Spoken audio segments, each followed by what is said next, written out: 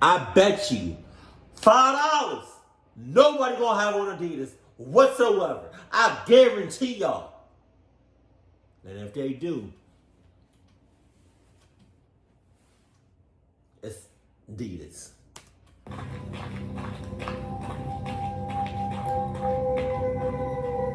I do not run for the hell of it. I run if I have to. I'm keeping all my stamina. On deck, ready. When I was 19, I went to a college 2 hours north of my hometown. All right.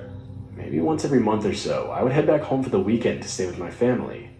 And while I was there, it wasn't unusual for me to go on a late night run before I would shower and go to bed. On this particular weekend, I'd actually remembered to bring my running shoes, something I would often forget to take home. I looked at the clock, realized it was a little before midnight, and figured I could fit in a couple miles or so before settling down for the night. Now, something that needs to be mentioned is my family lived in the middle of nowhere. We had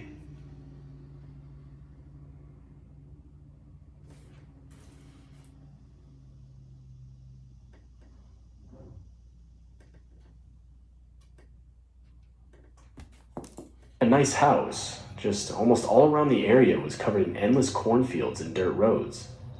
Honestly, I can't even remember where our nearest neighbor was, which should give you an idea of how remote it actually was.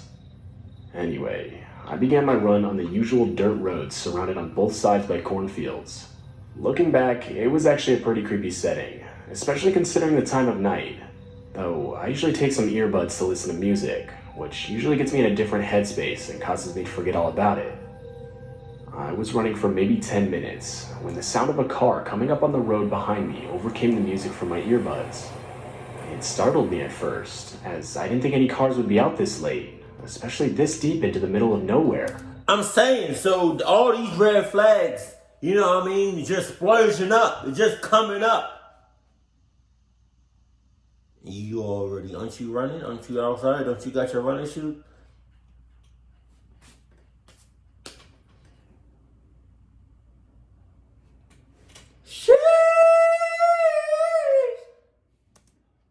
Though I simply got over to the side of the road, thinking the car would pass. My ass. But no, for whatever reason, this random vehicle stayed behind me, just following me as I ran. See? I didn't know what kind of vehicle it was, as each time I looked behind me, all I could see was the blinding light from the headlights. At this point, I was a little on edge, as there was clearly enough space to pass me. At this point? I decided to just stay calm and continue on my run. At this point. I'm a pretty big... Stay calm, my ass. Stay calm. It's red flags out the ass right now, and the video kind of just started. And you talking about stay what? Dude. And I was confident if it came to it, I could handle whoever was driving the vehicle. My shit. About a couple minutes later, and the driver of the vehicle steps on it, so as to now be side by side to me. I now noticed the vehicle was a very old white van. The driver's side window then rolled down, and I stopped in response, so I could see what this person wanted. But as the window rolled down, I quickly realized how dark it was inside. Like, so much so that all I could see was the driver's black hoodie. Not even his face.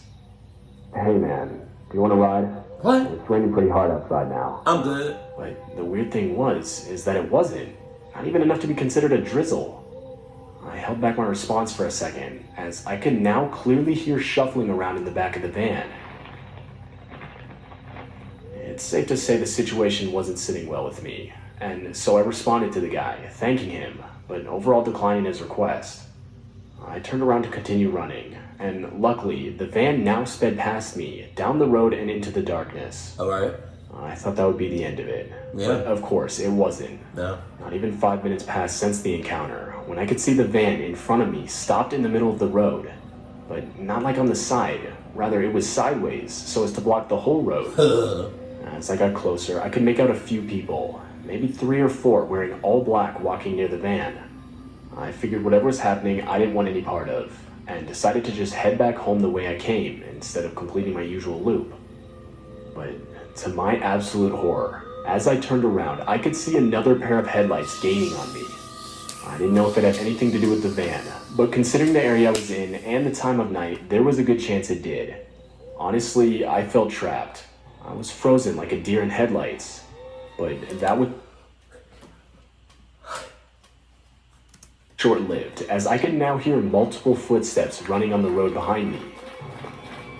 That's when I realized the men near the van were now charging full speed directly towards me. I had no choice but to ditch the road and run in some random direction in the middle of the cornfield. I ran for a good 10. You better bob and weave, duck and bob. You better.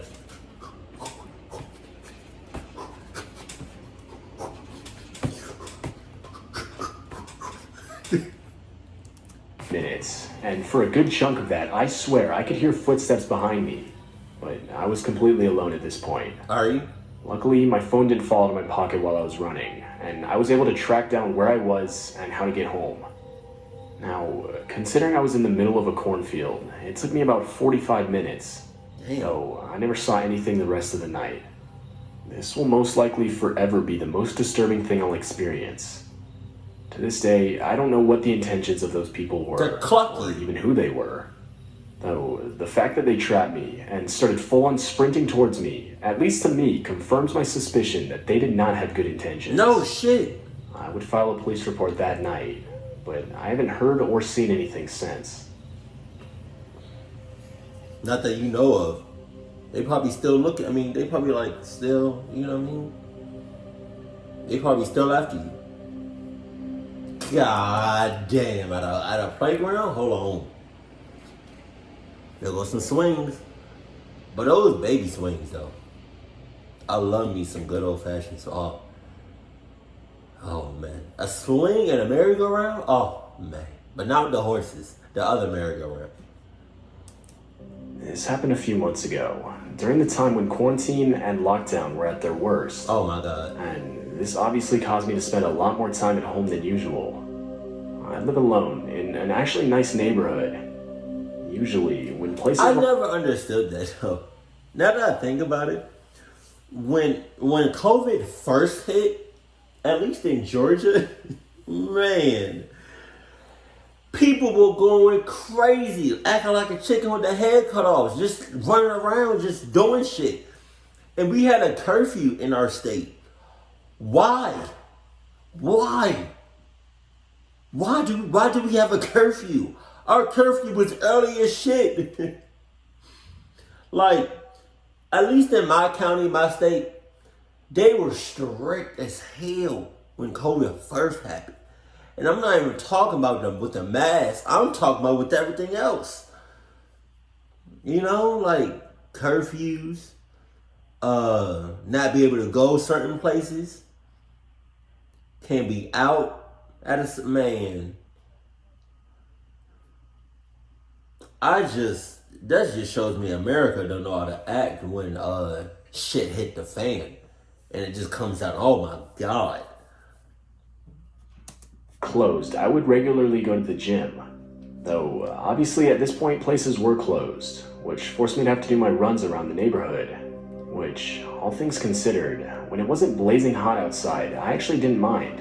It was a nice change in scenery. Now, in my neighborhood, there was this park very close to my house, and it actually had a nice loop that shot directly back towards my house, so I would occasionally take advantage of this during my runs. This day, when I was about halfway through running my loop, I noticed a man in, I'd say, his low 30s walking around the park. At first, I thought he must have been watching his kid on the playground, but soon realized there was no kid, which was kind of odd to me. Why was this grown man on the playground by himself? As I got closer, I noticed him yelling out to get my attention, but I had my headphones on, and while I could hear him, I pretended like I couldn't. I then noticed the guy started following me, and stupidly, assuming the best, I just figured he must have lived close to me and continued toward my house. Come on, man. But disturbingly, as I entered my front door and looked out one of my windows, I noticed him start to walk back in the direction of the park, meaning he didn't live by me, and followed me to what seemed to be just to get to know where I lived. The whole thing was weird to say the least, but I forgot about it soon after and continued. That's not weird. That's more than weird. That's just like, you know? He out to get you. He out to get up in that ass. And, what did you just say? You soon forgot about it? Hold on. by me and followed me to what seemed to be just to get to know where I lived. The whole thing was weird to say the least, but I forgot about it soon after and My ass. How you gonna soon forget? How you gonna forget about some shit like that? Or at least try to, why would you even try to forget about it? Somebody that you don't know follows you home. on with my day. Fast forward to many hours later, and I'm in bed, already half asleep at this point, when through my bedroom window, I notice car lights moving back and forth on the street. No. Now, while this may seem normal, the neighborhood I live in is decently quiet, so of course I wanted to see what was going on. I get up, peek through my window, and notice a car stop, parked right in front of my mailbox. That's when the driver's side door opened, and the guy from the park got out. I was sure that was the same guy. Now, until this point, like I said, I was still half asleep. But it's safe to say, I was fully awake after seeing that same guy. I immediately closed the blinds and got back into bed. I'd never been in a situation like this, and honestly, I didn't know what to do. Yeah. After a few minutes, I could hear the car start back up again. Yeah, my ass didn't know what to do. How about you check the checklist?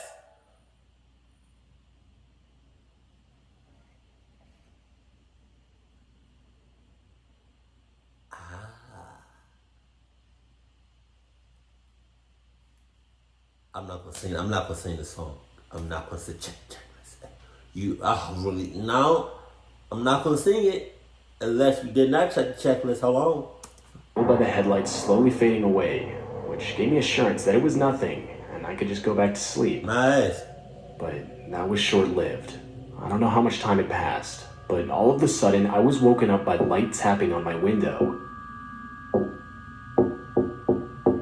When I opened my eyes in response, I could make out the silhouette of a man crouched at my window, tapping from the outside. I had to assume it was the same guy from the park. I decided not to move and try to pretend that I was still sleeping, not knowing if he could see inside my room or not. But that's when I remembered. My room was on the second floor, meaning that this guy would have had to have climbed on my roof to get to the outside of my window. I slowly pulled the covers over my head and called the police, whispering and telling them that there was a guy on my roof tapping on my window. I was told to slowly get out of reach of the window in case the guy tried to break in, and that there would be officers in about 5 minutes. I crawled out of bed and into the bathroom where I could lock the door. After a couple of minutes, I could hear knocking at my front door downstairs.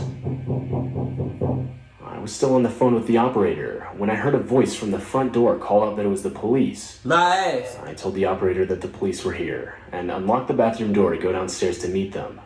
But that's when the operator panically screamed at me to wait. She explained how the real police hadn't arrived yet and to not open the door under any circumstances. That's when I realized what was going on.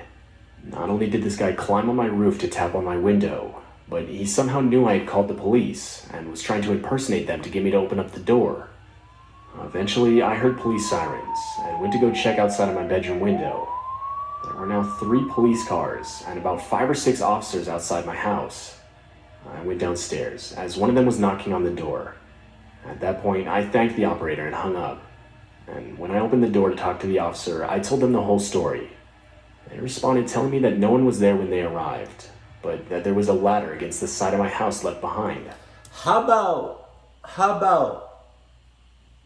you don't say nothing to the intruder that the police is coming? And how about the officers just come, no sirens, no noise, to no noise as possible, and get the person like that? Cause I was him, just like him. Like I would, if I was an intruder, just like him, I would have ran as soon as I heard the sirens. Later that night, I would notice obvious tampering with my bedroom window, further suggesting that this guy was trying to get in. In the next days, officers would patrol my street, but I never got any more news about the situation. Overall, the whole thing shook me up quite a bit, especially considering the guy's still out there, and most disturbingly knows where I live. Is what I'm saying. Security 24/7. Or get some security cameras. Adidas security cameras. This happened way back when I was 15. Right. My parents weren't uptight with rules at all. They allowed me to do pretty much whatever I wanted, whenever I wanted. That's that crunk shit I'm talking about, man. God damn. I bet you they white. There were very few instances where they would say no. Looking back, their parenting skills definitely weren't the best, but at the time I just thought I was lucky. Anyway, back then, my boyfriend lived only a mile away from me, and it wasn't unusual for me to sneak over to his house after his parents went to sleep. He was an only child, and his parents were pretty strict, completely unlike mine. They didn't allow us to spend much time together outside of school, which is why I would occasionally sneak over to his house in the first place. As soon as his parents would go to sleep, I would leave my house and run the 1 mile all by myself in the dead of night. It wasn't uncommon for it to be maybe 3 or 4 a.m. until I would leave for my early morning run back home. During my runs, I would make sure to stay super alert. Even at that age, I completely understood the danger I was in. Oh, yeah? I mean, I was a 15-year-old female jogging in the dark.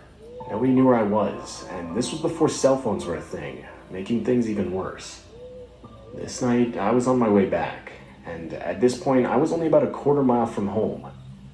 But as I continued running, I turned the corner into the street my house was on, just to see this van pull up out of nowhere, stopping right next to me. Hell no. I honestly didn't even see or hear it coming. My ass you didn't. It's a van. What are you talking about? It's a van.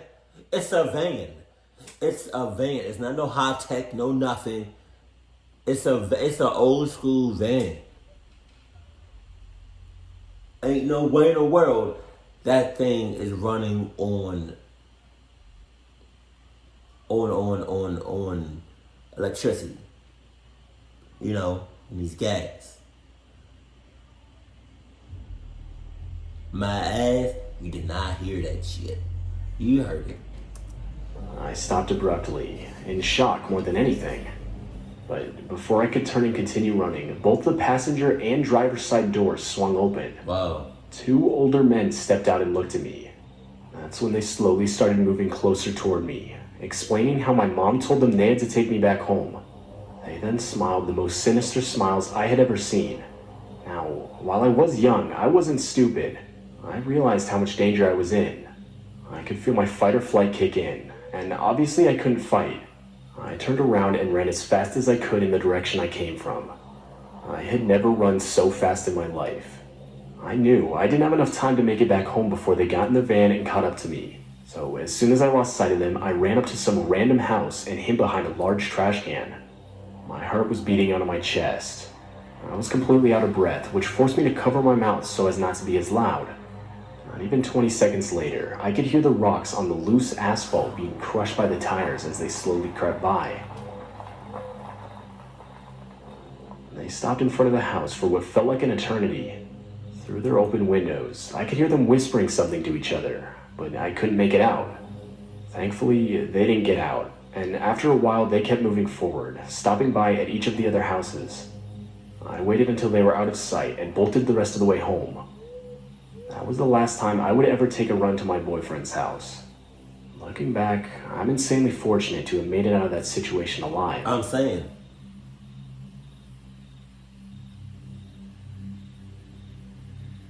Look, my thing is, right, you already running, right? So why not keep that momentum and just haul ass, you know? Not necessarily to your house, you know, just like a safe little area. That's it. Don't stop, especially if you don't know these people that's running up, you know, on the side of you, behind you, in front of you, 360. You talking about? That's what I'm talking about.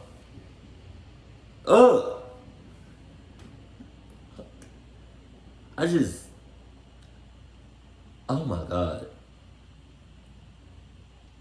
He had some cluck asses, and all 3 of these stories were clucked. And all 3 of these people were cluck asses.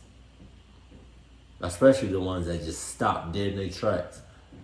You already running and you don't know these people that's coming up behind you. So why would you stop?